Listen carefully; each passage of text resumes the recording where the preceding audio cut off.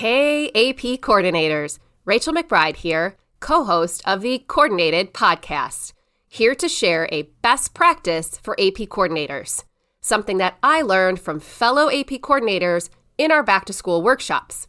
So, we just submitted our AP exam orders for all full year and first semester courses. What a great moment to celebrate. And as always, our goal is to ensure that every student who wants to take an AP exam has the opportunity to do so. And that means keeping our exam rosters accurate throughout the school year.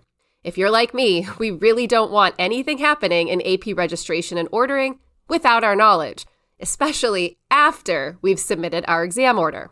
So, here we go. Step 1. In AP registration and ordering, go to Settings, then Roster Management. We see two buttons here. The first is Enabled Teacher Management of the Student Roster.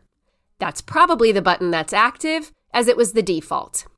My advice is to click on the second button, the one that reads Disabled Teacher Management of the Student Roster. Then click Save. Step 2.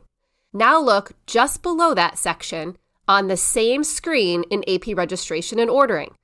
There's a message that reads, click the button below to expire all existing and generate new join codes for your school. That's exactly what we want to do. Click the button that reads, expire all join codes. So, with step 1, we've disabled the ability for teachers to move students, and with step 2, we've expired all the original join codes. Those join codes will no longer work in the event that they are unexpectedly shared. Step 3 is optional but powerful. I say it's optional because it can take a little time depending on the size of our AP program. In AP registration and ordering, go to the Courses page. Choose a class section, then take note of the number in the Student Registrations column. Click on Actions, then Edit Section. In the box for the maximum number of students, enter the same number that was in the Student Registrations column. Then click the yellow Save button. This step is what I call matching section capacity. So, even if a student has a new join code, they cannot unexpectedly join the class section because the section is full. The capacity will have to be increased by the AP coordinator or AP teacher to allow the student to enroll. Most often, it's the AP coordinator who changes this when needed. This helps keep me in the loop. Of course, strong and consistent communication between the counseling team, registrar, or attendance office, and AP teachers is always a good idea. Ultimately, we want to ensure we order an AP exam for every student who wants to complete their AP student experience.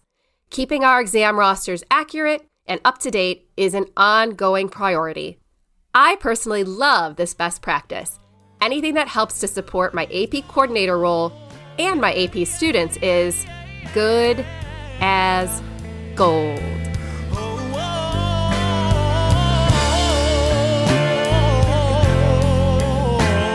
And maybe I just don't know. I'll say it over and over and over again till I believe it's so.